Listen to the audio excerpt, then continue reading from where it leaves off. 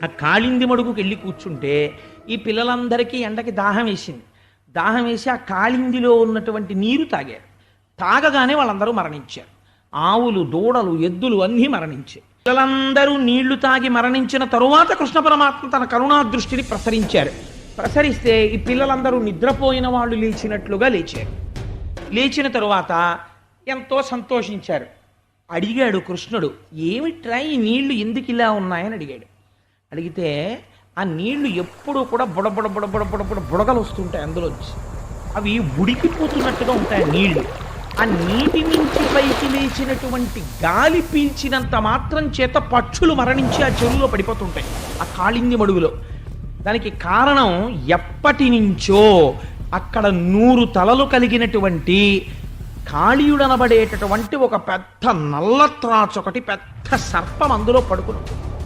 దానికి అనేక మంది భార్యలు, అనేక మంది బిడ్డలు. అది ప్రాణులను పట్టుకుంటుంది, హింసిస్తుంటే తింటూ ఉంటుంది, తన విషాన్నంతటి నీళ్లలో వదులుతుంటుంది. కాబట్టి ఆ నీరంతా కూడా విషపూరితమైంది. అంటేనే కృష్ణుడు అనుకున్నట్ట, సరే మీరందరూ మరణించడానికి ఇది కారణమైంది, కాబట్టి ఇప్పుడు నేనేం చేస్తానో చూడండి. కట్టుకున్నటువంటి పంచెని మోకాళ్ళ మీద వరకు తీసి గట్టిగా కట్టుకున్నట్టు ఒకసారి బిగించి, ఇప్పుడు కూడా నెమలీక వదిలిపెట్టడం. ఆ పింఛన్ నెమలీక ఊడిపోకుండా అందులో బాగా పెట్టి బిగించి కట్టుకున్నట్ట అడిగి చెట్టు ఎక్కాడు. ఆ చెట్టు అనుకుందిట, ఇవాళతో నా జన్మ ధన్యమైంది, ఇంకా నా అంత గొప్ప ప్రాణి లేదని. అందుకని ఈశ్వరుడు యొక్క పాదములు తగిలాయి.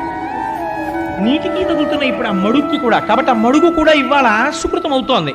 కాబట్టి ఆ చెట్టు మీద నుంచి ఆ గోపాల బాలుడైగా ఉన్నటువంటి కృష్ణ పరమాత్మ సింహం దూకినట్టు దూకారట నీళ్లల్లోకి.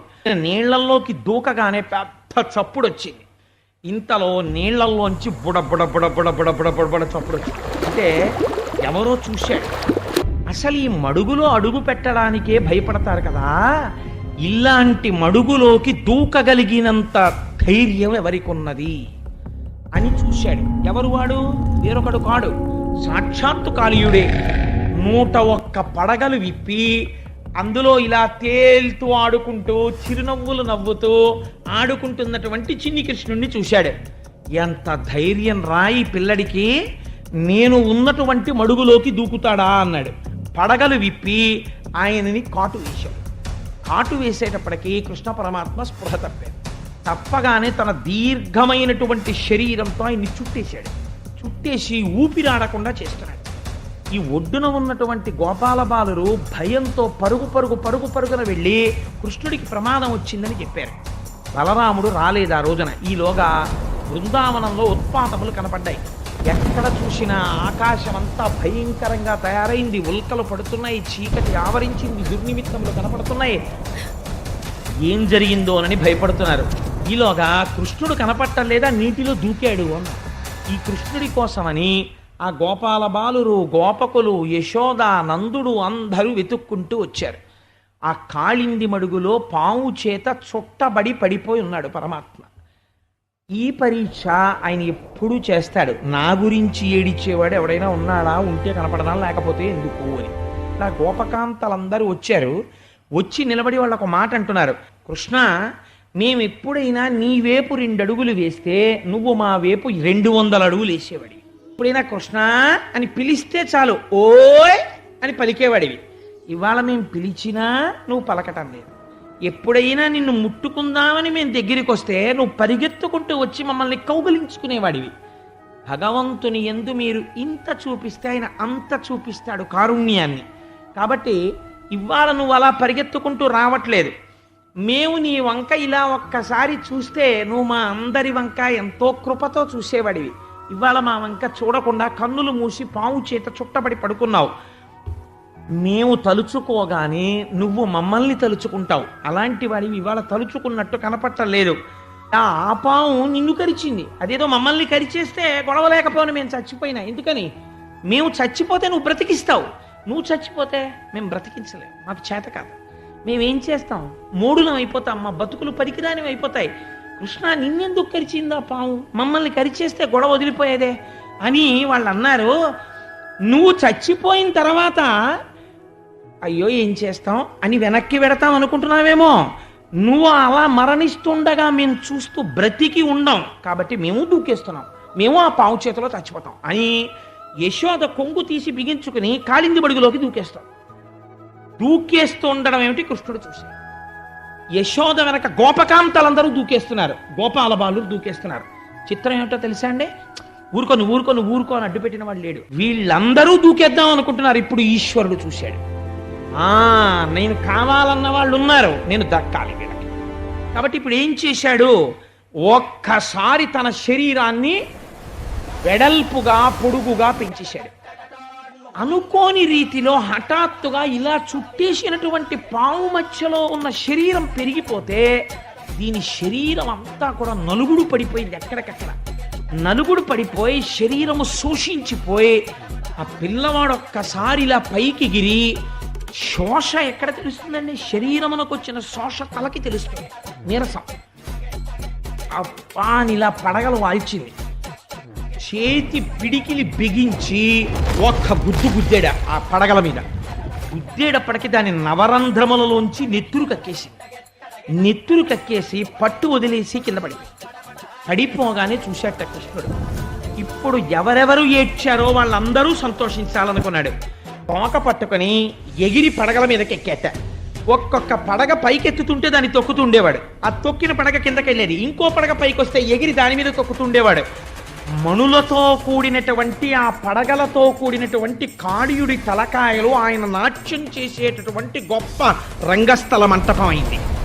గోపకులు గోపకాంతలు అందరూ ఆ యమున ఒడ్డున నిలబడి శబాష్ కృష్ణ కృష్ణ కృష్ణ అని సంతోషంతో అరుస్తున్నటువంటి ఆ అరుపులు మాటలు అవి పాటలయ్యాయి. యమునా నది యొక్క తరంగములు మధ్యల యొక్క ధనులయ్యాయి.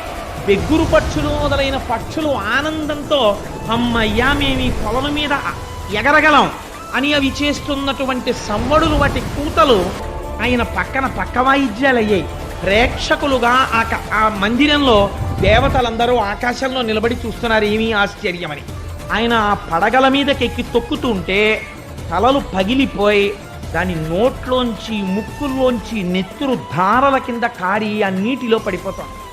నీరంతా అప్పటి వరకు విషంతో నల్లగా ఉన్న నీరు నెత్తురు పైన తెట్టు కింద కట్టి ఉంది. పాములోంచి వచ్చినటువంటి నెత్తురు శోషించిపోయి ఆ కాళీయుడు నీరసించి ఆ నీటిలో పడిపోయేటటువంటి స్థితి వచ్చింది. ఇప్పుడు ఆ కాళీయుని యొక్క భార్యలు ఉన్నారు చాలామంది. వాళ్ళు బిడ్డల్ని ఎత్తుకుని పరుగు పరుగున వచ్చి ఆ చంటి పిల్లల్ని కృష్ణుడి పాదాల దగ్గర పడుకోపెట్టి వాళ్ళు అన్నారు, ఈశ్వర నువ్వు అంతటా నిండి ఉన్నవాడు, అంతటా నిండి ఉన్నటువంటి పరమాత్మవి వాళ్ళ కృష్ణ భగవానుడిగా అవతరించావు.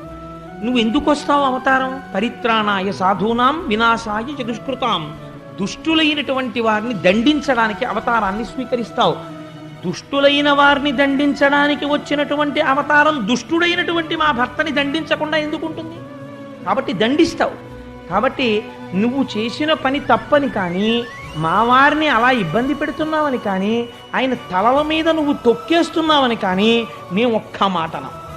కానీ ఒక్క మాట మాత్రం మేము చెప్పదలుచుకున్నాం. ఈ కాళీయుడు ఇతపూర్వం ఎటువంటి తపస్సు చేశాడో, ఎంత కష్టకాలంలో సత్యం చెప్పాడో, ఎటువంటి గొప్ప గొప్ప పనులు చేశాడో, మహాత్ములైనటువంటి వాళ్ళకి కూడా దర్శనం అవనటువంటి నీ పాదపద్మములు ఇవాళ నా భర్త యొక్క తలల మీద నాట్యం చేస్తున్నాయి. నీ పాదముల యొక్క ధూళి చేత అలంకృతమయ్యాయి ఆ శిరస్సులన్నీ. కాబట్టి ఇవాళ మా భర్త అంత పుణ్యాత్ముడు, ఇంత గొప్పవాడు సృష్టిలో వేరొకడు లేడు. నువ్వు అంత గొప్ప అనుగ్రహాన్ని ఇచ్చావు. లక్ష్మీదేవి గొప్పదా? మా ఆయన గొప్పవాడా? ఇవాళ మా ఆయనే గొప్ప. లక్ష్మీదేవి పొందనటువంటి వైభోగాన్ని ఇవాళ నా భర్త పొందాడు. ఇంత గొప్ప తపస్సు చేశాడు. ఈశ్వర, మా తల్లిదండ్రులు ఈ కాళీయుడు చాలా బలవంతుడని, దీర్ఘాయుష్మంతుడవుతాడని, తన్నెవరూ ఎదిరించలేరని, చాలా ఐశ్వర్యవంతుడని ఇతనికిచ్చి పెళ్లి చేశారు. మా ఐదోతనం, మా పసుపు కుంకాలు ఇతని యొక్క ఆయుర్దాయంతో ముడిపడి ఉన్నాయి. ఆనాడు మా పెద్దవాళ్ళు పెళ్లి చేస్తే మాకు పసుపు కుంకాలు వచ్చాయి, ఐదోతనం వచ్చింది, మా మెడలో మంగళసూత్రం వచ్చింది. అవి ఉంటాయి అని వాళ్ళు అనుకున్నారు, ఉండవు అని నువ్వు తేల్చేస్తున్నావు. కానీ మేమంటున్నాం, నువ్వు అనాథనాథుడవు అంటున్నాం. నువ్వు అనాథలకే ప్రధానమైన నాథుడవు. నీవే అనాథల్ని ఎలా చేస్తావు మమ్మల్ని? కాబట్టి నువ్వు మమ్మల్ని అనాథల్ని చెయ్యకూడదు. వాడు దుర్మార్గుడు. స్వామి, ఇప్పుడు నువ్వు మాకు భర్తని ప్రదానం చేస్తే ఇది మాకు నిత్యము భద్రము. మా ఆయన పరిస్థితి మారుతుంది, బుద్ధిలో మార్పు వస్తుంది. ఈ దెబ్బతో పాపపు పనులు మాంతాడు. కాబట్టి నీవు తలుచుకుంటే మాకు పతిభిక్ష పెట్టగలవు. కానీ ఒక్క మాట మేము చెప్తున్నాం, వీడు మంచివాడు కాబట్టి వదిలిపెట్టని మేము చెప్పట్లేదు. ఈ మాట అనగానే, స్తోత్రం చేయగానే ఆయన అన్నారు, ఒరే, ఇక్కడ ఆవులు, దూడలు, పిల్లలు తిరుగుతుంటారు. ఇలాంటి వాళ్ళు తిరిగేటప్పుడు దాహం వేస్తే గభాన్ల తాగేస్తాయి. నీ వంటి ప్రమాదికారి ఇందులో పడుకుంటే నీళ్లు విషం అవుతాయి. నువ్వు ఇక్కడ ఉండద్దు. తిరిగి పూర్వం ఎక్కడ రమణక ద్వీపంలో ఉండేవాడో అక్కడికి వెళ్ళిపో. నీ భయం నాకు తెలుసు. రమణక ద్వీపానికి వెడితే గరుడు నిన్ను చంపేస్తాడు. నీకు ఆ భయం లేకుండా ఇవాళ నుంచి నీ జాతి మొత్తానికి మీ పడగల మీద కృష్ణపాదాలు ఉంటాయి. మీరు పడగ విప్పగానే కృష్ణపాదాలు కనపడతాయి. కృష్ణపాదం కనపడితే గ్రద్ద మిమ్మల్ని తన్నదు, గరుడు మిమ్మల్ని ఏం చెయ్యడు. వెళ్ళిపో రమణక ద్వీపానికి అనగానే నమస్కారం చేసి కాళీయుడు తన స్నేహితులతో, బంధువులతో, భార్యలతో, బిడ్డలతో ఆ సరస్సు విడిచిపెట్టి మళ్ళీ రమణక ద్వీపానికి వెళ్ళిపోయాడు. ఇది కాళీయమర్దనం. అయితే దీని గురించి ఒక మాట అన్నారు. ఈ కాళీయమర్దనాన్ని ఉభయ సంధ్యల యందు ఎవరు వింటున్నారో ప్రాతకాలంలోనన్నా వినాలి, ఒక సాయంకాలం అన్నా వినాలి. ఈ రెండు